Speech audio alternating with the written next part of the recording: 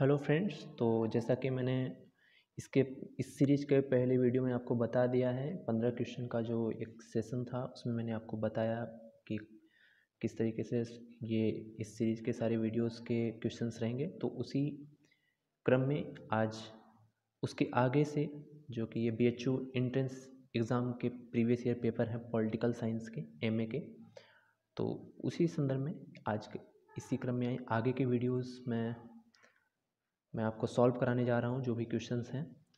तो पहला क्वेश्चन ये है कि निम्न में से कौन एक बहुलवादी संप्रभुता का समर्थक नहीं है। 4 ऑप्शंस हैं, बार्कर, डुग्बी, लास्की और बेंथम।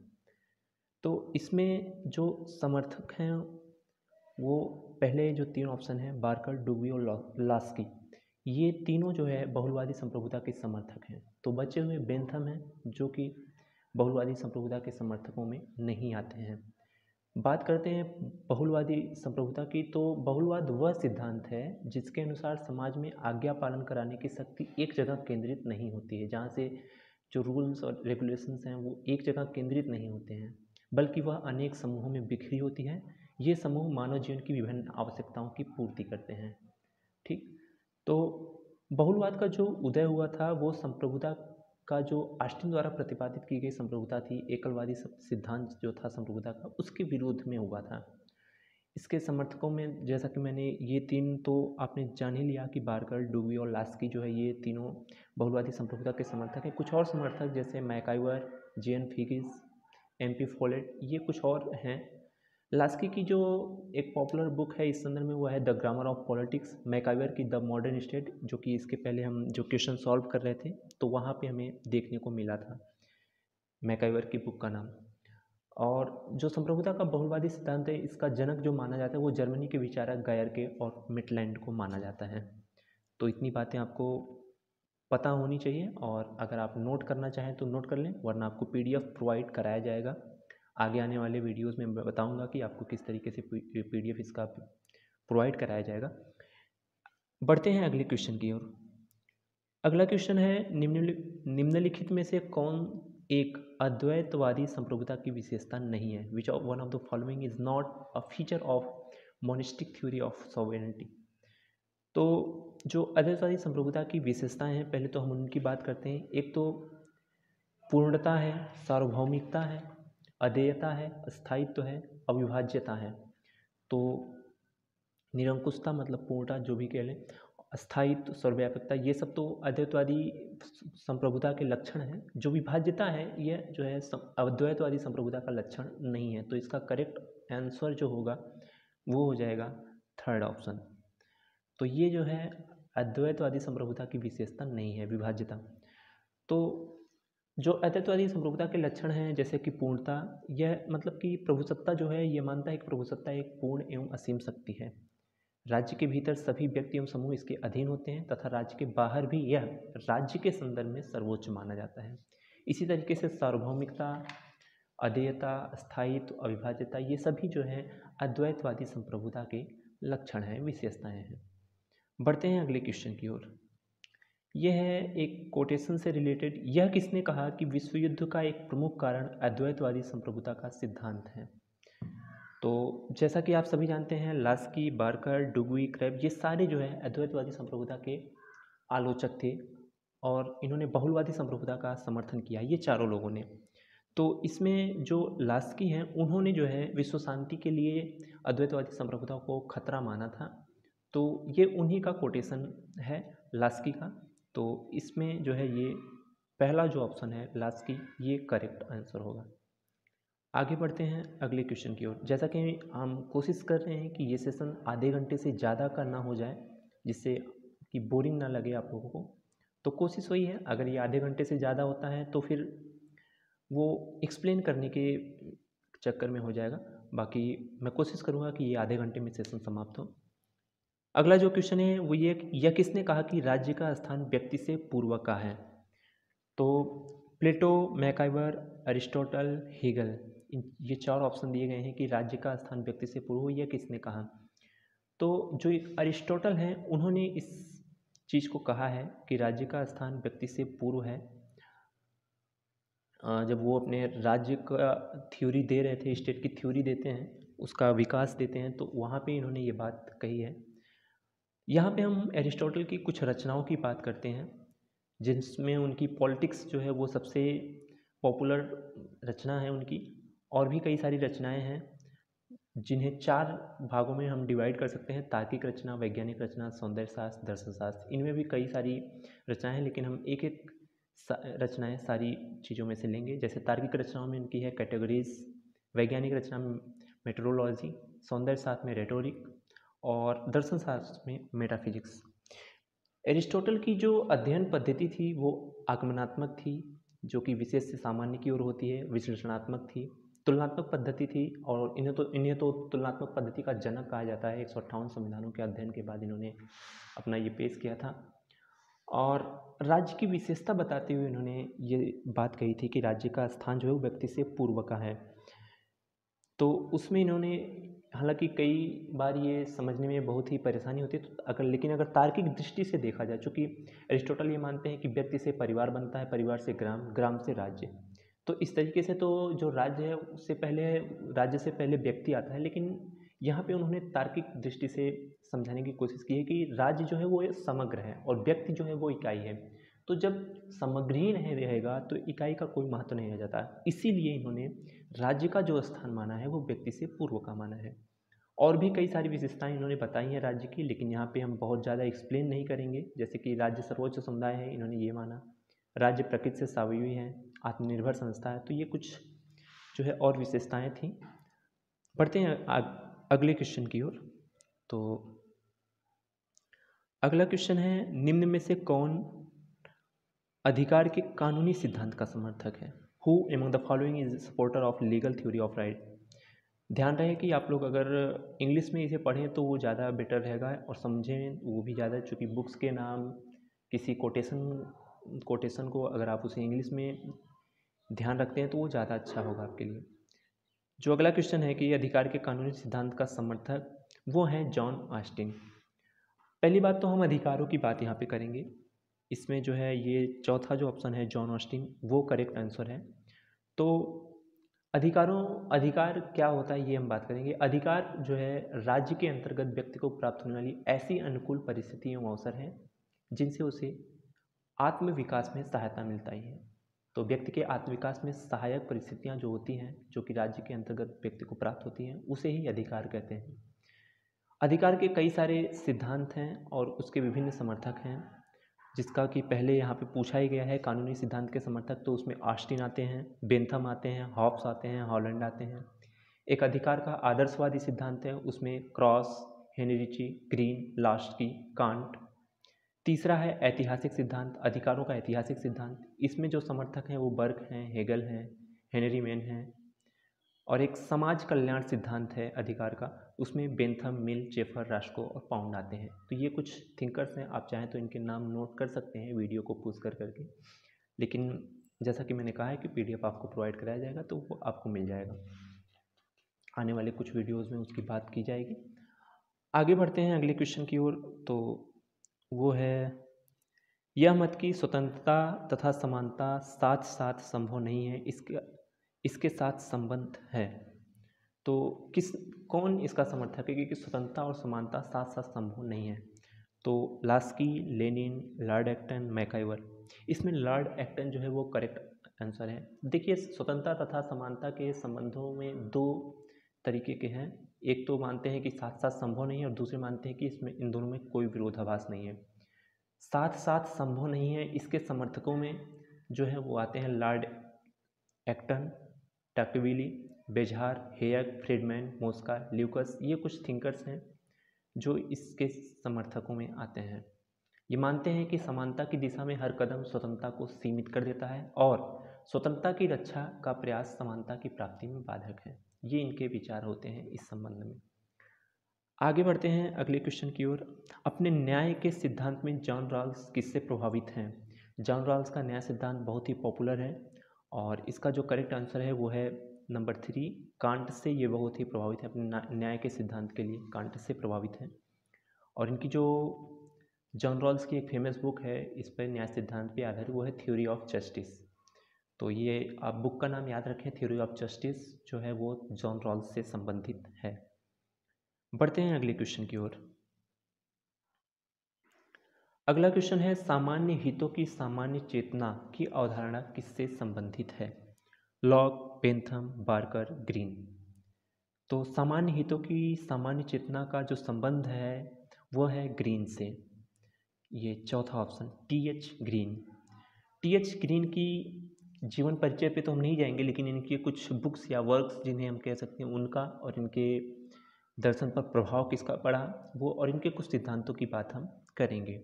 इनके जो वर्क्स हैं वो हैं literature legislation liberal legislation and freedom of contract, ये एक बुक है। प्रोलेगोमेना टू एथिक्स, ये एक इनका वर्क्स है। Lectures on the principle of political obligation, ये एक है। और एक लास्ट है लेक्चर्स ऑन इंग्लिश रिवॉल्यूशन। तो ये कुछ इनके वर्क्स हैं जो हमने आपको बताया। इनके ऊपर जो प्रभाव पड़ा था वो यूनानी दर्शन का पड़ा था, रूसो के दर्शन का पड़ा था, जर्मन आदर्शवाद जिनमें कांट, फिक्टे, हीगल आते हैं, इनका भी प्रभाव इनके ऊपर पड़ा। इन्होंने जो सिद्धांत पेश किए उसमें मेटाफिजिकल थ्योरी, आध्यात्मिक सिद्धांत, theory of freedom, theory of rights, theory of state, जहाँ इन्होंने कहा कि राज्य का आधार जो है वो इच्छा है न कि शक्ति। ये एक फेमस कोटेशन है इनका, राज्य का आधार इच्छा है न कि शक्ति। और इन्होंने जो है एरिस्टोटल की तरह ही राज्य को स्वाभाविक संस्था माना और यह संस्था जो है सामाजिक भलाई के लिए है, इसको भी माना। प्राकृतिक कानून पर भी इन्होंने विचार अपने व्यक्त किए, सामान्य इच्छा पर भी विचार व्यक्त किए और दंड पर भी विचार अपने व्यक्त किए। तो ये रहा कुछ बातें ग्रीन के बारे में। अब आगे बढ़ते हैं अगले क्वेश्चन की ओर, जो रिलेटेड है मिल से। निम्न में से किस एक को जीएस मिल ने स्वीकार नहीं किया? 4 ऑप्शन हैं, वयस्क मताधिकार, स्त्रियों के मत देने का अधिकार, व्यक्ति की स्वतंत्रता, मतों का अनेकत्व।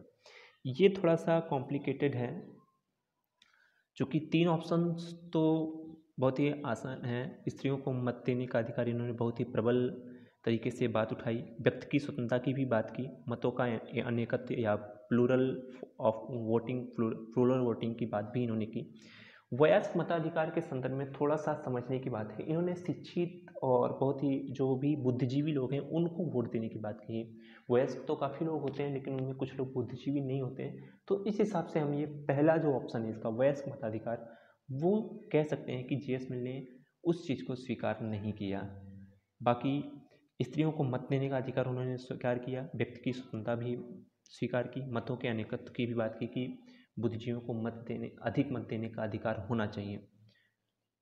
तो जो मिल का दर्शन था वो बेसिकली बेंथम का जो उपयोगितावाद था उसी का एक संशोधन करते हुए उन्होंने अपना दर्शन पेश किया था।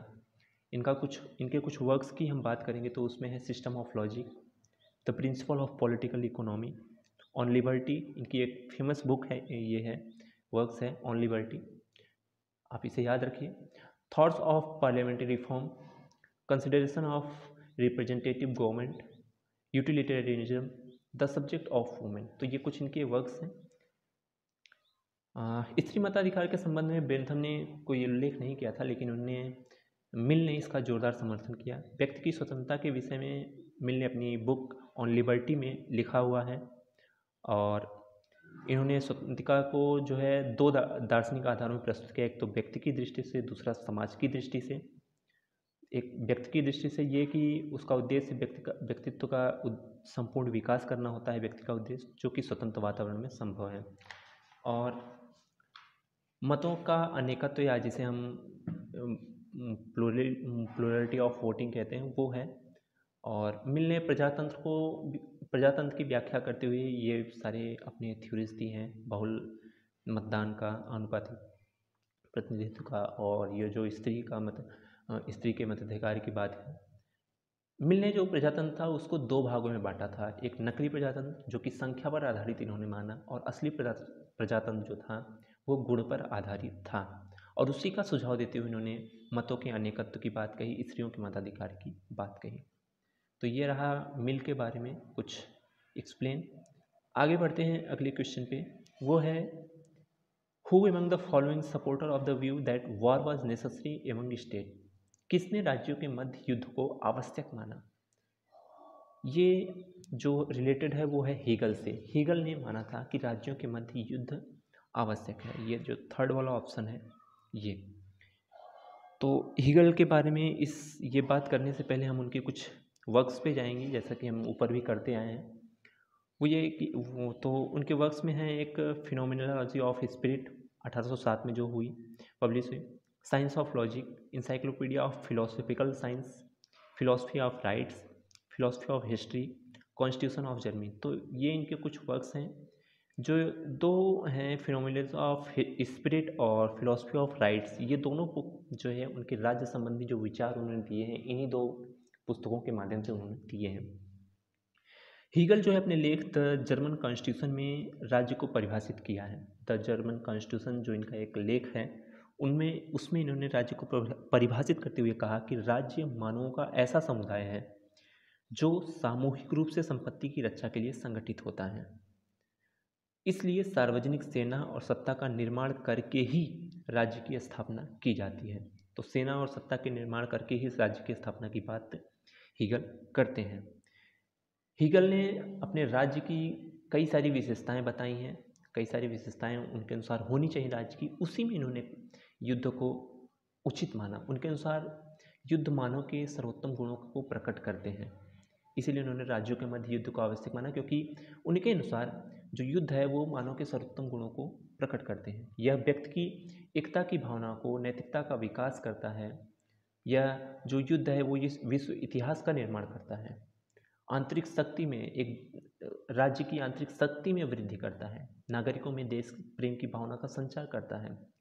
तो ये युद्ध के फायदे ये बता रहे हैं कि राज्यों के मध्य अगर युद्ध होता है तो ये फायदे आएंगे। दूसरी तरफ शांति का विचार जो है इनके हिसाब से, हीगल के हिसाब से शांति का जो विचार है वो जनता को पथभ्रष्ट करता है। तो ये रहा इस क्वेश्चन का आंसर और उसका एक्सप्लेनेशन।